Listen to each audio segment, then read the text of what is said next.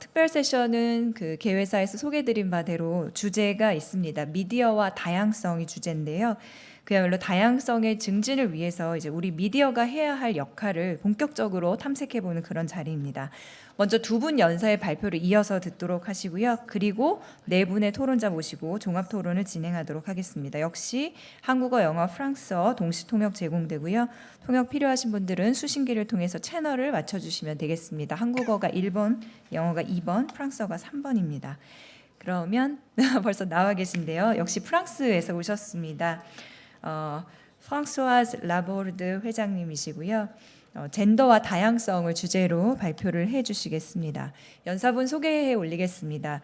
프랑스와즈 라보르드 회장님은 2011년 프랑스 여성 언론인 협회 Pour les femmes dans les médias를 창립하셔서 현재까지 회장직을 맡아오고 계십니다. 2009년부터 2015년까지 프랑스의 미디어 규제기관인 프랑스 시청각 최고위원회의 위원으로 또 2015년부터 2018년까지는 고등평등위원회의 회원으로 계셨습니다. 큰 박수 보내주시기 바랍니다. Bonjour, good morning, everybody. I'm sorry, I will speak in French because obviously it's easier for me, and I know that you have everything. You need to have the translation, so good luck for people translating. Mesdames, Messieurs, I want again to thank you so much to invited me today. Et je voudrais vous dire à quel point c'est important pour moi de m'exprimer sur ce thème de la place des femmes dans les médias. Et je voudrais d'abord me présenter rapidement, on vient de le faire, mais vous allez peut-être mieux comprendre quel est mon état d'esprit et ma disposition. Je suis juriste de formation, j'ai un doctorat en droit des affaires que j'ai passé à Bordeaux où je suis née, et je suis journaliste depuis 1979, et j'ajouterai et féministe depuis toujours et sans doute de plus en plus. J'ai démarré mon métier dans la presse écrite, dans une agence de presse à Bruxelles, et puis qui était spécialisée dans l'économie, monnaie, finance, marché européen. Et puis j'ai quitté Bruxelles pour Paris, où j'ai été embauchée à la radio, une radio qui s'appelle Radio Monte Carlo, où j'étais en charge des politiques européennes. Puis je suis rentrée à la télévision, à TF1, puis à France 2, où j'ai été rédacteur en chef des services économiques, politiques et présentatrice des journaux, puis en charge des interviews politiques à la télévision le matin, qui est un programme qui rassemblait la plus forte audience. J'ai été ensuite nommée au Conseil supérieur de l'audiovisuel pour 6 ans. Alors le CSA, c'est une instance de régulation des médias. C'est un peu comme le British Ofcom, mais c'est une instance qui assure les règles d'honnêteté et de diversité de l'information et de respect du pluralisme des opinions. C'est un contrôle qui se fait a posteriori, car le CSA n'est pas un organe de censure, mais un organe de régulation. Tout ça pour vous dire que j'appartiens à une génération de femmes qui a connu mai 68 en France, le mouvement de libération des femmes, et qui a été nourrie par la lecture de Simone de Beauvoir. J'imagine que ce nom vous est familier. Simone de Beauvoir qui a écrit Le deuxième sexe et qui écrivait notamment « On ne naît pas femme, on le devient ». Si je précise tout cela, c'est pour vous dire à quel point ma génération a dû se battre pour imposer sa place, et dans un univers qui était très masculin. Nous avons gagné quelques places, mais je dois dire que c'est un combat sur lequel il ne faut jamais céder, car je trouve qu'aujourd'hui, la place des femmes dans les médias et dans le monde en général est encore trop souvent en régression. J'y reviendrai. Lorsqu'après 3 ans passés à Bruxelles, je suis revenue en France pour travailler à Paris, j'ai découvert des rédactions où les journalistes femmes étaient cantonnées dans des sujets dits féminins, comme l'éducation, la famille, la mode, ce que j'appellerais aujourd'hui le lifestyle. Mais la politique, l'économie, la diplomatie, oulala, c'était très largement réservé aux hommes. Une femme parlant d'économie à la télévision, c'était nouveau et pas forcément très bien vu. Ma génération a donc dû mener différentes batailles pour sortir de ce cadre stéréotypé, acquérir une crédibilité à l'antenne. Une des conquêtes les plus importantes a été notamment celle du grand reportage, réservé aux hommes encore quelques années parce que nos chers patrons dans les rédactions se disaient envoyer une femme dans un pays en guerre, mais quelle idée saugrenue, qu'est-ce qu'elles vont faire avec leurs talons aiguilles, se sauter dans les champs de guerre, c'est pas concevable. C'est ce genre de cliché qui a été pour nous extrêmement difficile à combattre. Heureusement, il y a eu des grandes patronnes à la télévision, délibérément féministes. Alors, je citerai Michel Cotta, qui a été... Ah, c'est pas ça. Bon, je reviens en arrière. Tac. Ça marche pas. Voilà. Michel Cotta, qui a été directrice de l'information de TF1 et qui a encouragé l'émergence des femmes. Hélène Lazareff, qui a été la fondatrice d'un magazine que vous connaissez peut-être et qui s'appelle Elle. Elle a été fondée après-guerre, après la guerre 39-45, magazine qui se voulait moderne et féministe. Et puis Françoise Giroud, qui a fondé un magazine qui s'appelle L'Express en 1953. L'Express qui a été une tribune politique pour promouvoir l'émancipation des femmes auprès d'un lectorat, disons, de la classe moyenne française. C'est d'ailleurs à l'Express que furent recrutées les premières femmes journalistes féminines. Alors il y a eu un débat à l'époque là-dessus parce que certains disaient oui, c'est par volonté féministe, et puis d'autres, au contraire, pensaient que c'était un peu, comment dire, par tactique que ces femmes avaient été recrutées parce que dans ce vieux mythe de la séduction à la française, on pensait que des femmes seraient plus à même de recevoir des confidences des hommes politiques que les garçons en usant de leur charme. En tout bien, tout honneur, évidemment, il ne s'agissait pas d'aller dans les chambres à coucher. Françoise Giroud fut aussi ministre à la condition féminine et c'est elle d'ailleurs qui devait présenter la loi française sur le droit à l'avortement. Et je vous donne ce détail parce qu'à la fin, ce n'est pas elle qui l'a présentée, mais la ministre de la Santé de l'époque qui s'appelait Simone Veil. Et pourquoi on l'a fait présenter, cette loi, par Simone Veil? Parce que le président Giscard d'Estaing, à l'époque, on est dans les années 70, voulait donner un cadre médical à ce droit pour les femmes de choisir leur maternité et leur grossesse, donner un cadre médical plutôt qu'un cadre militant. Et donc, c'est la ministre de la Santé et non pas la ministre de la Condition féminine qui avait présenté ce cadre. Et puis, Françoise Giroud, c'est aussi celle qui avait eu cette formule assez drôle et que je vous livre. Elle était très agacée de voir qu'à compétence égale, on choisissait toujours un homme, et même quand l'homme était moins compétent que la femme, c'était quand même l'homme qui était choisi. Et elle avait expliqué un jour, la femme sera vraiment l'égale de l'homme le jour où, à un poste important, on désignera une femme incompétente. Mais pour commencer, voyons aujourd'hui où sont présentes les femmes dans les médias français. Alors, d'abord, quelques chiffres. En moyenne, les femmes ne signent que 12%, 12,5% des articles d'idées et d'opinion. C'est une source Le Monde. La catégorie invité politique à la télévision comme à la radio, c'est celle qui compte le moins de femmes, 27%. Le taux d'expression des femmes est inférieur à 50%. On verra tout à l'heure d'ailleurs qu'en général, il ne dépasse pas 30%, 37%. Il y a une sous-représentation des femmes à la télévision aux heures de forte audience, 29% sur la tranche 18-20 heures, contre 42% au global. 35% des rédacteurs en chef de journaux sont des femmes, alors qu'elles représentent 68% des pigistes. Enfin, j'ajoute un dernier chiffre qui a été publié la semaine dernière auprès d'une enquête auprès de 5000 femmes dans la communauté européenne.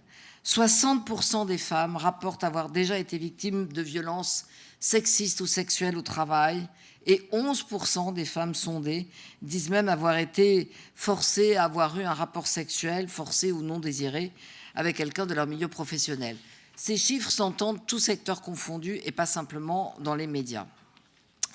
Alors, selon l'Observatoire des métiers de la presse, les femmes représentent 33% des reporters, des présentateurs et des journalistes, alors qu'elles sont 46% des journalistes professionnels. Dans les écoles de journalisme, les filles représentent 66% des inscrits. Donc l'écart est considérable entre le nombre de femmes qui effectuent les métiers de base du journalisme et les signatures, c'est-à-dire les éditorialistes, les chroniqueurs ou les présentateurs. C'est particulièrement vrai dans l'audiovisuel, où les présentateurs et commentateurs sont majoritairement des hommes. Les choses sont un peu mieux équilibrées dans la presse écrite entre reporters et éditorialistes. Donc si on regarde la hiérarchie et les postes à responsabilité, bien que les femmes constituent près de la moitié des effectifs de l'industrie médiatique et qu'elles comptent pour plus de la moitié des diplômés de l'enseignement supérieur dans les médias, eh bien la proportion de femmes dans la hiérarchie reste très faible comparée à celle des hommes. On observe aussi une certaine inégalité dans les thématiques traitées par les journalistes. La politique est encore réservée dans plus de 4/5 des cas aux hommes, ainsi que la diplomatie ou la justice, sauf cas particuliers pour certains procès, comme les procès en infanticide. L'âge est aussi un facteur discriminant, et oui, si on prend une journée type, eh bien on voit que c'était un 25 mars, ce jour-là, 61% des présentateurs avaient plus de 50 ans, 61%. Ce jour-là, il n'y avait aucune femme de plus de 50 ans à l'antenne. Et quand on regarde la moyenne d'âge des femmes à l'antenne, elles ont entre 20 et 34 ans. C'est-à-dire qu'après 34 ans, elles disparaissent des antennes, si je puis dire. Alors, où sont les femmes sur les antennes? Eh bien, quand on regarde les programmes, on se rend compte que seulement 38% des femmes intervenantes sont vues à la télévision, alors qu'elles représentent 52% de la population française. 38 contre 52. Ce taux se divise comme suit, 37% pour les radios et 42% pour les télévisions. Évidemment, cette sous-représentation s'aggrave aux heures de grande écoute.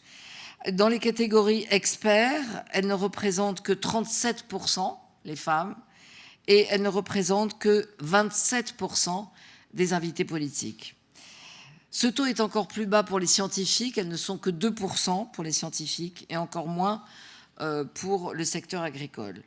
En fait, quand on regarde les professions fortement féminisées, eh bien, on voit que les représentations ne sont guère plus équilibrées dans ce domaine. Les seules fonctions où les femmes sont plus nombreuses que les hommes, ce sont les fonctions liées à l'éducation, au travail social ou à l'éducation des enfants. Et l'autre événement qui est extrêmement révélateur et que je voudrais vraiment souligner pour vous, c'est que les femmes sont 2 fois moins nommées que les hommes par leur nom et par leur prénom et par leur qualité. C'est-à-dire qu'on les présente uniquement, la plupart du temps, par leur prénom, sans dire quelles sont leurs activités professionnelles. Il y a 3 fois plus de photos d'hommes que de femmes à la télévision, 4 fois plus de citations d'hommes que de femmes. Bref, les femmes sont encore souvent présentées comme témoins ou victimes, et pas comme des actrices de l'activité politique et économique, alors même qu'en France, 80% des femmes exercent une activité professionnelle. Il y a donc une invisibilité des femmes dans les médias. À la télévision, 1/3 des femmes contre 2/3 des hommes, et les femmes interviennent toujours comme témoins ou comme victimes et peu comme experts.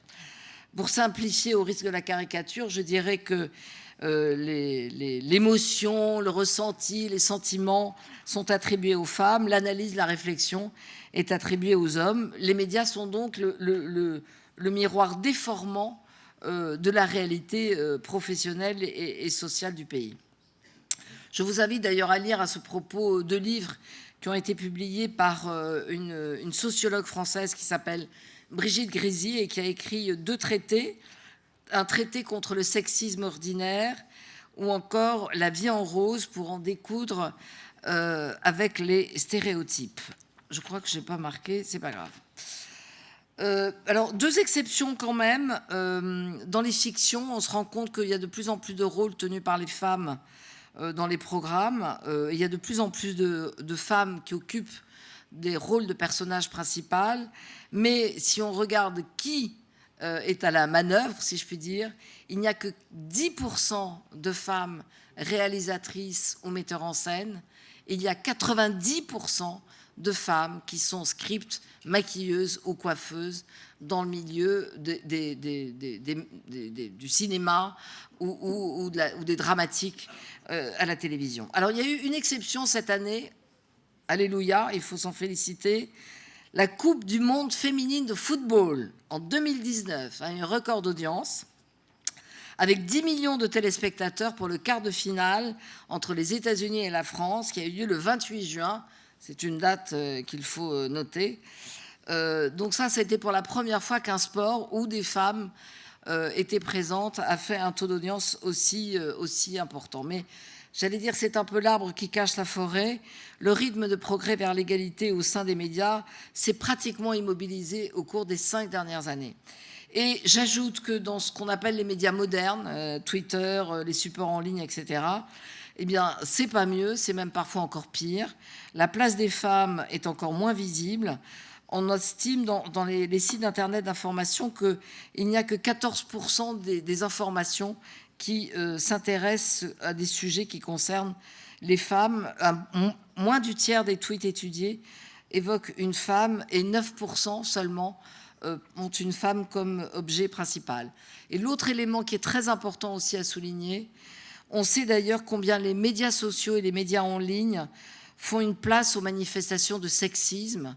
Il y a des vagues de violence contre les femmes dans les médias en ligne qui est absolument considérable.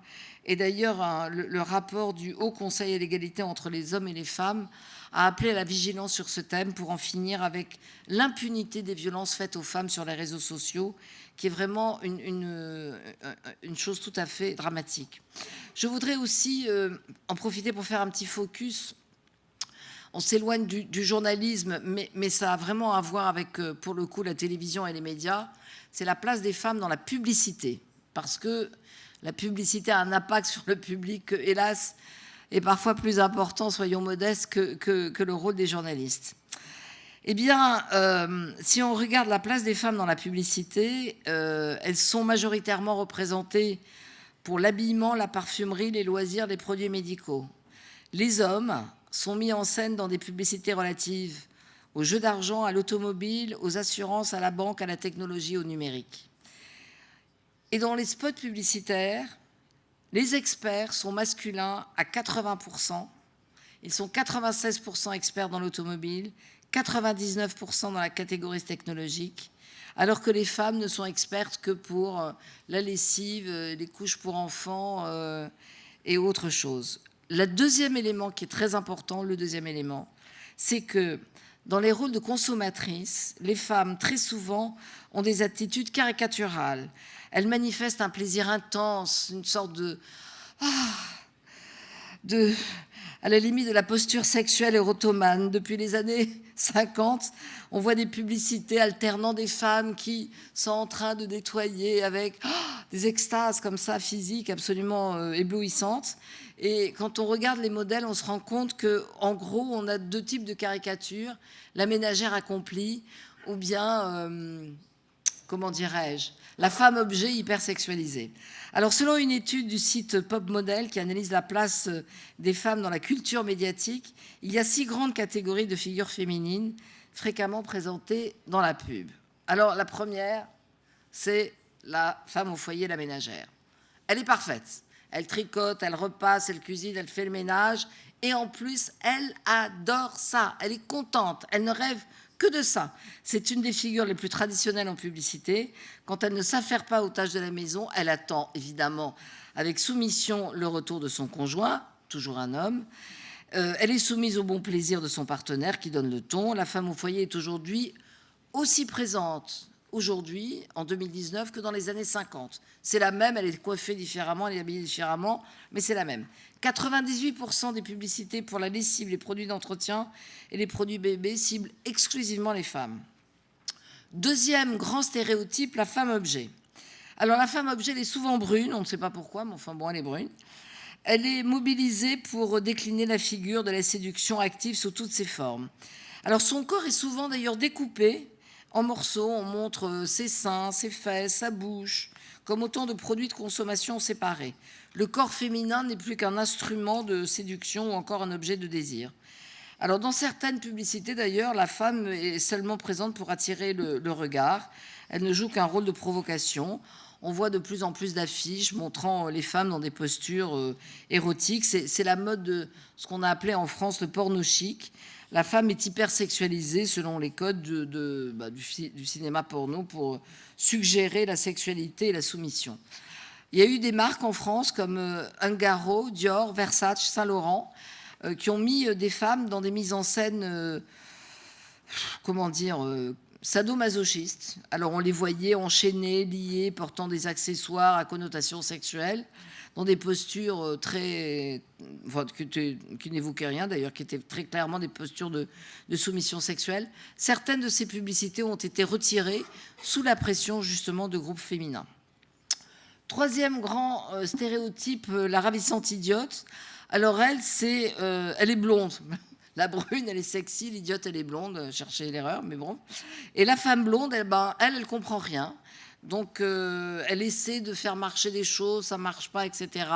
Et elle est là pour montrer que, voilà, on a besoin d'elle pour mettre en scène le monsieur qui va arriver après et montrer comment lui arrive à maîtriser la technologie. Donc, c'est en général des couples qu'on voit beaucoup pour les ordinateurs, la voiture, le bricolage.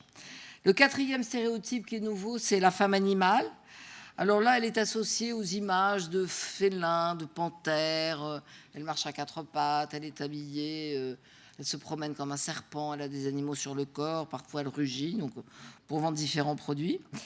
Le cinquième, c'est la professionnelle, mais la professionnelle, elle est généralement subalterne, c'est-à-dire que elle est plutôt comme hôtesse que comme experte.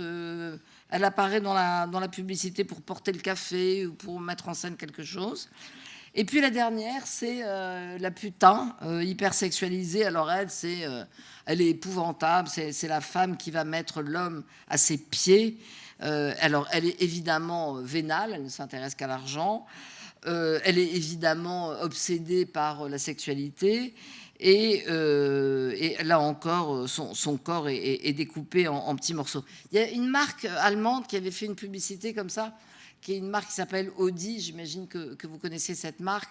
Et on voyait un monsieur conduire une voiture et il arrivait au bout de la publicité avec une femme sculpturale, sublime, avec des talons de 12 cm qu'elle regardait comme ça. Et le slogan, c'était « Il a la voiture, il aura la femme ». C'est ce qui est quand même bon, le summum de ce qu'on peut imaginer. Donc, la publicité réduit encore en gros la femme à deux stéréotypes, la mère nourricière ou la putain ultra sexualisée. Pourquoi je dis ça? Parce que, pardon de faire cette parenthèse, mais j'en profite quand même pour faire un petit rappel sur l'impact de la pub sur les comportements féminins. Je rappelle qu'en France notamment, j'imagine que c'est pareil dans tous les autres pays, mais chez les jeunes filles et les adolescentes, il y a près de 2% d'adolescentes qui sont touchées par l'anorexie, qu'aujourd'hui 35% des petites filles entre 6 et 12 ans ont déjà suivi un régime alimentaire parce qu'elles se trouvent trop grosses. 50 et 70% des filles pensent qu'elles sont trop grosses. Donc ces chiffres sont alarmants parce qu'elles impliquent justement un comportement alimentaire complètement fou.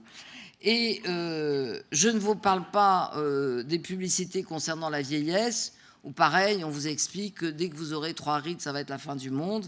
Et donc on vous montre en général des gamines qui ont 35 ans et qui mettent déjà des crèmes anti-rides, alors qu'elles ont l'air de sortir à peine de l'adolescence. Mais enfin bon, ça aussi, c'est une des charmes de la publicité.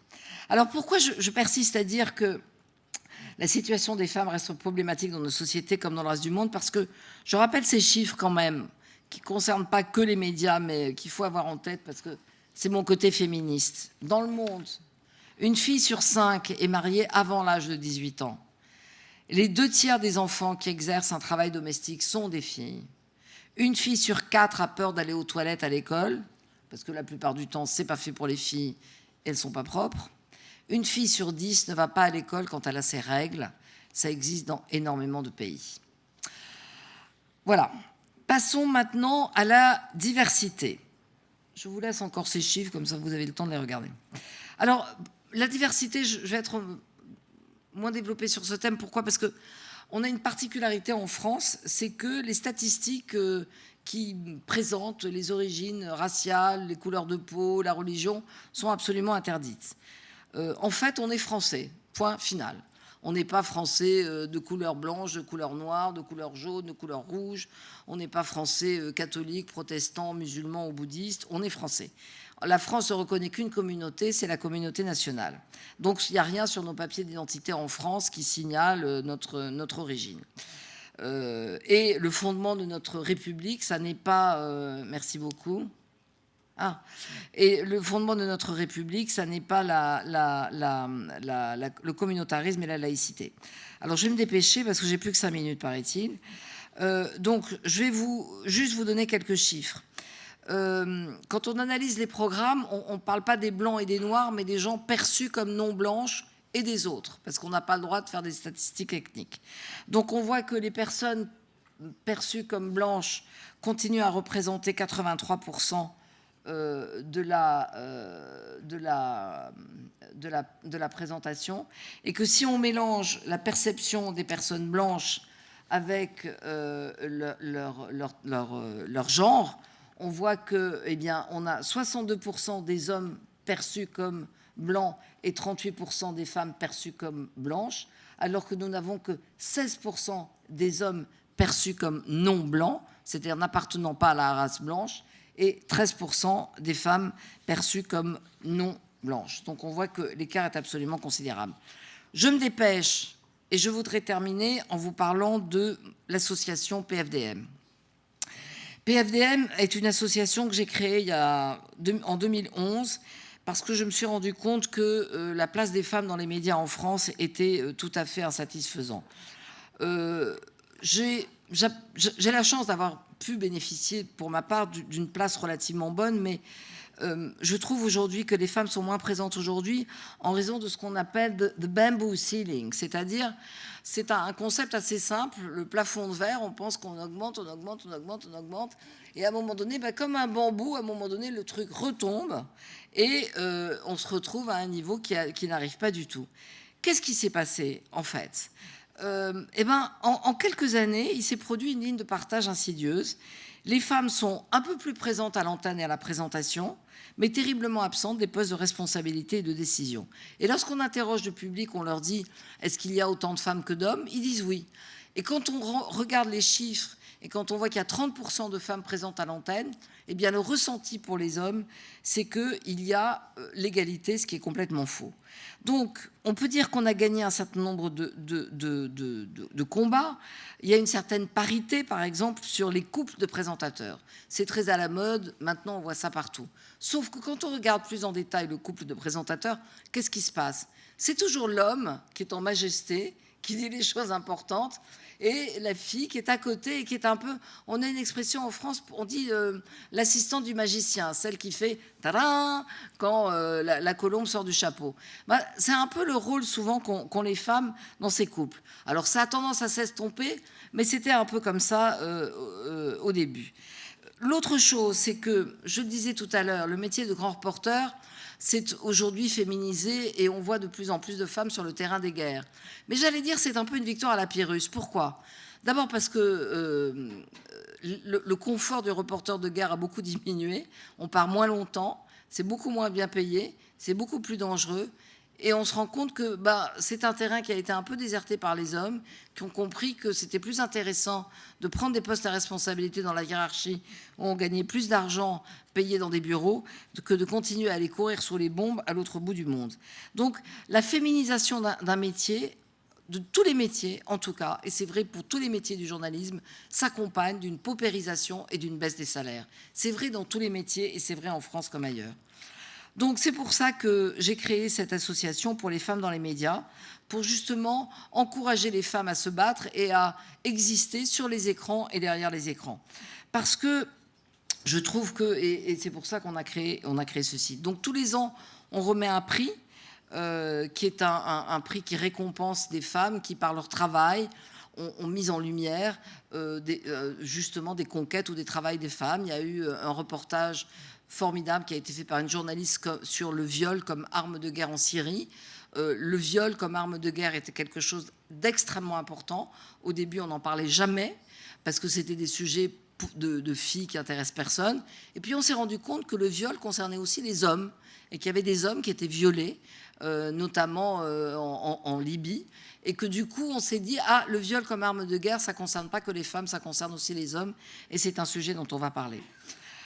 L'autre chose aussi, après avoir récompensé un certain nombre de documentaires et de fictions comme ça, c'est qu'on a créé une charte, un outil, qui s'appelle la charte PFDM contre le harcèlement.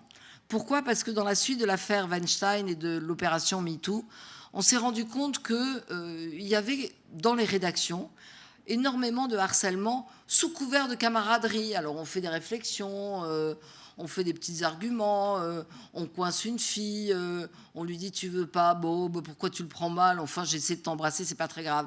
Eh ben si, c'est grave. Eh ben non, ça se fait pas. Voilà, c'est simple, on ne peut pas se comporter comme ça. Et donc on s'est rendu compte qu'il y avait une sorte de camaraderie qui pouvait assez rapidement devenir une forme de harcèlement et que les femmes n'osent pas dire non parce qu'on n'a pas envie d'être stigmatisée.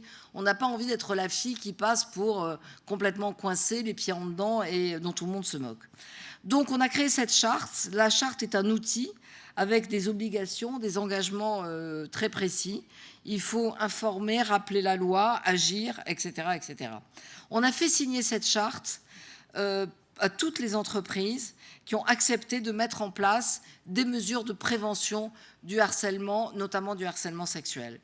Et ce n'était pas facile de réunir tous les grands groupes, on l'a fait, mais je pense que lutter contre le harcèlement et les comportements sexistes, c'est la base. Alors, ce n'est pas la base parce que la mère de toutes les batailles, c'est évidemment l'égalité salariale, hein, à travail égal, salaire égal, et évidemment l'égalité d'accès aux postes de responsabilité. Mais le harcèlement est quelque chose qui perdure, qui existe, y compris dans les jeunes générations. Et je pense qu'il est très important que la télévision et la radio soient le reflet de notre société. C'est aussi pour ça que les femmes doivent rester mobilisées. C'est aussi pour ça que les femmes doivent se battre. Je suis frappée de voir le nombre d'associations d'hommes et le peu d'associations de femmes. Donc je dis aux femmes qui sont là, organisez-vous, vous aussi, en association, créez cette association. Je pense que le chemin sera long avant que tous les hommes et toutes les femmes prennent conscience que le féminisme, c'est un mouvement absolument fondamental parce que le féminisme, c'est d'abord le respect de l'autre, l'égalité et une forme de fraternité. Je vous remercie.